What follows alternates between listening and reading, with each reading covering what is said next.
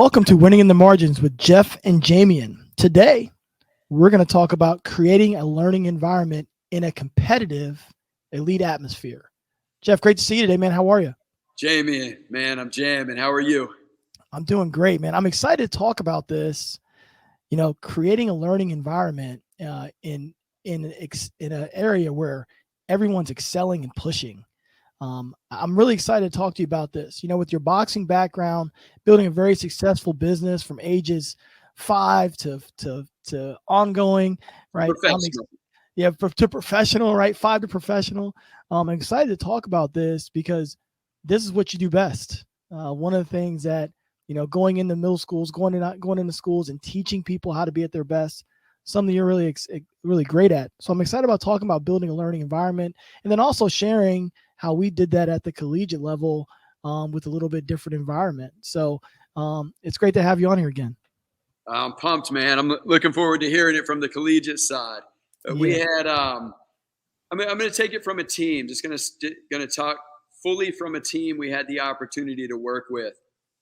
This team ended up going to the state championship game, didn't win the state championship game. At the beginning of the season, was maybe going to make the playoffs. That was the expectation. And we ended up having, this is a school that was accustomed to getting 10 to 15 people in the weight room. We ended up taking it to 40 to 50 when I say every day, four days out of the week, we were training. And we have people from all different backgrounds, all different families. And so learning to learn is to understand that your exact story is why you're strong enough to handle anything. I don't care what your story is. Mom could be on drugs. Dad could have passed away. Could be in a split home. Could be in a home that's together but not together. Could be in a home where mom and dad are overwhelmingly involved in your life to the point that they might not know they're entitling you a little bit to take on less challenges than you're capable of. And when you're in a learning environment that brings it all together, and that means there's a lot of adjustments along the way. Doesn't mean it's picture perfect. A lot of adjustments along the way. But we take away all those abilities to have a crutch. And we do a sprint. Well, we got 50 guys that are meant to do that sprint to the best of their ability. Well, for 14 years, for 15 years, for 16 years, I've been told I had the ability to say, I don't feel like it. I can't run hard. Maybe my athletic background isn't as significant as somebody else's. Maybe I'm told from the time I'm 5 or 6 that I'm the best one on the playing field, or so I've learned to run 3/4 speed instead of full speed because I've been told I'm God's gift to whatever I'm doing. Was taking away all of those examples and bringing it into one. And that is, I give my absolute best effort. And I give that for my team. It's bigger than me. It's about the team. When I'm from this type of family or that type of family or this type of ability or that type of ability, I can get into my feels. And what I really want to do is why I'm there playing football in the first place. I want to win. I want to be productive. I want to make progress. I believe every human being on the planet is meant to make progress and meant to make it until the day we die. And when we stop making it, that's when we, at a minimum, die inside. And so very simply, learning to learn begins with believing that you were meant to make progress, each and every one of you. Well, I'm the best. I'm the quarterback. I ran for 2,000 yards as the running back.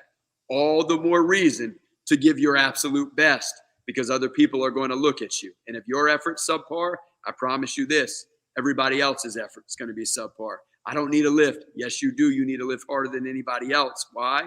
Because we all need to be lifting just as hard as you. I'm not going to play anyways. All the more reason to give your absolute best. Why? Because that running back that is going to start needs somebody to head up against in practice. That running back may go down. You may get in the game and not be prepared for it. And so if I'm grooming and promoting an environment where it's starters and reserves and people that will never step foot on the field, rather than an environment where everybody is meant to give their absolute best effort, and everybody is meant to make progress every single time we step foot on that football field, I'm shortchanging.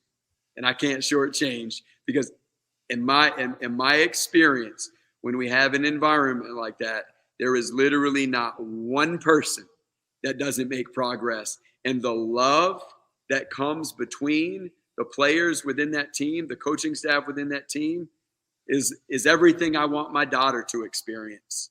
And so I just can't let up. I'll leave it as this. As a coach, we have different ways. You know, we talked a couple. Was that 2 weeks ago now or 1 week ago? Probably 2 weeks ago. 2 weeks ago now, and we talked about losing my train of thought here. We talked about coaching and people having different approaches. Well, my approach is, if I would do it with my daughter, then I have to do it with my athlete. Because if I coach my athlete up differently than I would coach my daughter up, then I'm not giving them everything I have. And I want my daughter's heart to be filled. I want her mind to be filled. And therefore, when I coach, I got to coach like you're my daughter. Yeah, so I believe that my daughter is meant to give everything she has, every attempt. I don't care about the result. Win, lose, draw, first, second, third. It's, am I giving everything? And am I giving everything to my teammates and bringing love and kindness and an effort that just won't give in? And that's what learning to learn in an environment that I believe everybody's meant to be in looks like. Yeah, I think you hit on one thing that I always am a big proponent of. And when I've walked into 3 different rebuilding situations and with a lot of different kind of characters, mostly good. But one thing I talk about a lot, and even when I work with people on speaking, or I work with people, I work with coaches on the collegiate level or business people as well. I talk a lot about owning your story. Oh, I love it. And I think that's really important for people to do. Like, whatever your story is, just own it. People spend so much time trying to push down the negative, or own your story, own all parts of it. Be able to speak about things that you learned while you owned your story and while you learned to be able to do that. And I think that's important because, like you talked about it a ton, it allows you then to go and do something bigger than yourself. So much of doing something bigger than yourself is not being embarrassed of the person who you are. Right on. Right. And so I'd never underestimate the importance of, when you step into an organization, helping someone and helping an organization own their story. I love that. That's the difference in an organization. It is the margin. It is the margins. And I often feel like when you walk into an organization that doesn't know who they are, it's really hard to get everybody to own who they are. And places that win, they know who they are. There's a humility that comes with it that allows you then to go and do incredible things. It allows you to go from being a team that wasn't going to make the playoffs to a state championship and having a chance to win one. It's that different. It's that significant of a mindset change. Absolutely. Absolutely. And it takes folks that don't believe they're capable of anything to the point of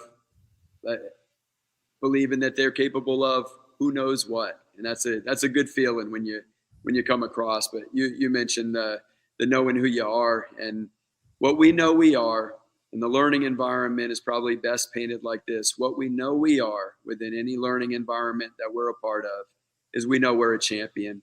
And so a champion believes, a champion has hope. And if we have hope, there's always an adjustment that can take us to the next step. And it just makes it more attainable, makes it more peaceful, and it brings it all together. Oh, I love every part of it. I think when, we talk about building a learning environment and, in college basketball, but it works all over the place. When you have control of the people walking in that building, and, the one thing is when you're sitting at that, that the top floor at the big desk in the big office, and you're overseeing all the people you work with, you have such a responsibility to helping them become the best that they can become. And you have a responsibility to the company, the name on your polo, or the paint on that, or the name on that building, to raise revenue and to win in the results and do all those things. You have a responsibility to that as well. But I feel so deeply that building this learning environment is the best way for everybody in that building, everyone in our office building, on that basketball floor, wherever you are, gives you the best chance to win and mostly compete. You talk about max effort. I talk a lot about competing, and they're like brothers right there, max effort and competing, because you can't have one without the other. And I think when you're talking about building a learning environment, the first thing we talked about, you hit on it, was coming in and helping people own their story, own who they are, understand the importance of it, understanding that the trials and tribulations and the successes that they've been through are preparing them for the journey ahead. So recognizing that God has given me everything that I need to go be at my very best for whatever's next. There's this great scene in Gladiator. And if you haven't seen it, you need to go and watch Gladiator. It's an excellent movie. It's a little bit older now, but it's an excellent movie. And there's this great scene, where, they finally get to Rome. They get to Rome and they're in their first battle, and they don't know what's going to come out on the other side of it. And Russell Crowe says, we have a better chance of survival. He doesn't say we're going to win. So we have a better chance of survival if we stick together. And that's what I deeply believe. If we all are open and honest with one another, we have a better chance of survival. We have a better chance of succeeding.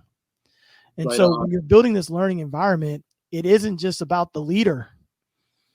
As the leader of this organization for 10 years and winning, and it was about everyone in that room, everyone in that building, understanding that what they want, I want for them. Right on. So what are some ways that we can help you get to where you want to go to, and for us to get where we want to go to? You're running these simultaneous races beside one another. You've got the organization's needs and wants, and you've got the players' individual needs and wants. And I believe you can run those races together. I don't think they have to intersect. If they intersect, it's obviously an issue. I don't believe there can only be one road. I believe there's two roads that were running, two races were running at the same time. And so to be able to create a learning environment, again, owning your story, when you talk about owning your story, the second part of that is, I now know what's most important to each person. Okay. Right? And knowing what's important to each person. Why are they here? Why do they play basketball? Why do they want to succeed? What's their end goal? Knowing those things allow us to be able to communicate at a level that allows me to hold you accountable to what it takes to become the very best. How can I hold you accountable to be very best if I don't know what you think is success? Right? Then I'm operating from an only level of success what I think it is, when it's really not about me. It's about what you think is most important. So being able to step in and have that dialogue early, and then building a plan together that suits everyone. And now you're holding everybody accountable to the plan that we've created. We'd have so many guys, Jeff, that would say, I want to make it to the NBA, or I want to play overseas. There was one point at Mount St. Mary's, we had 15 out of 18 graduates play overseas. Really proud of that. Uh-huh. The other three went to graduate school. Really proud of those three guys. They am about the 15 guys that's a pretty good stretch of talented people there. And every one of those guys on that team had a different goal of what the outcome wanted to look like. And so the job of the leader was to say, well, we can all get there, but here's the pathway to be able to do that. And your window might not be this season, but we're going to work like it is. And then when that window's open, trust that I want the same thing you want. And I think when you're able to build that kind of trust and communication, that kind of care, and that kind of passion for other people's journey, they can feel that kind of energy. And so I always kind of start there with creating that learning environment. When you come into the first onboarding meeting, when we bring guys in, we say, this is a learning environment. And guys kind of look around and know we're going to win because we're going to compete at the highest level.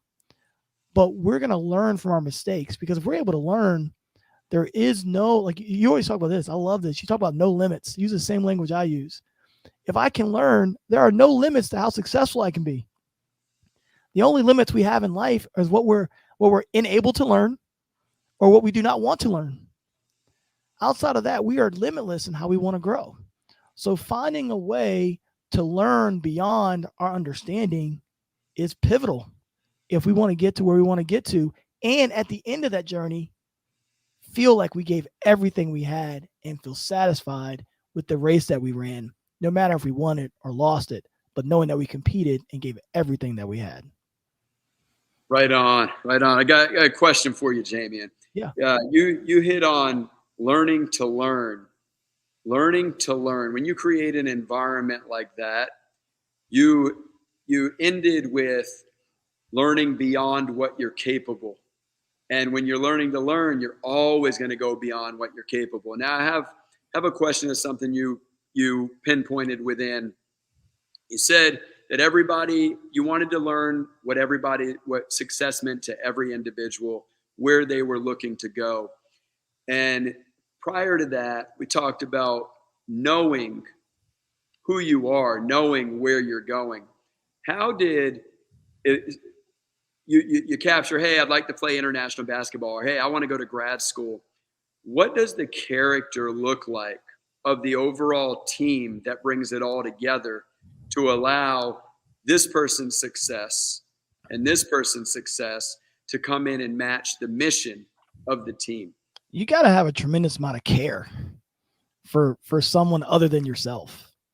I often use the word love. Love is a heavy word for some people. Yeah. For people to handle. What I love about what I appreciate about love is, and I think it's powerful. I think we misunderstand love. Like, we're definitely gonna do a show about love.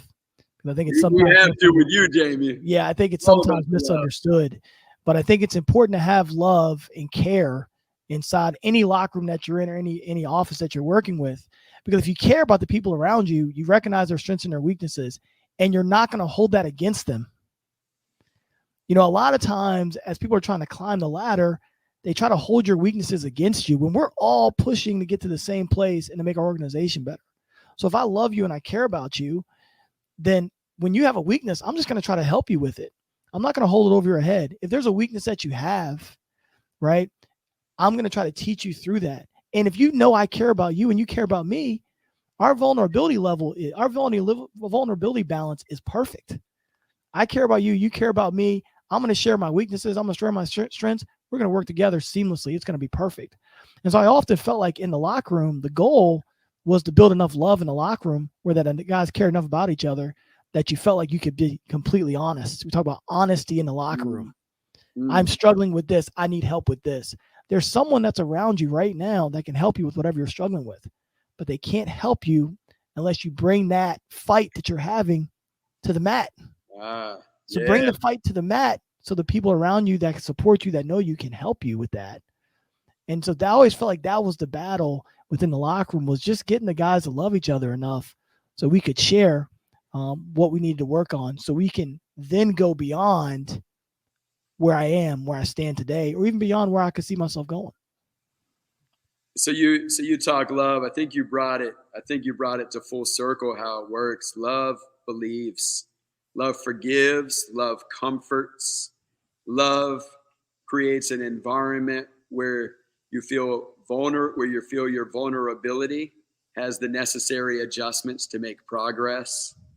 And so the way that you align the individual to the team is through the word love, and love just runs. And when it falls down, we pick it back up, or it picks itself back up, and we keep going, because you got to keep running towards love, something that feeling that deep.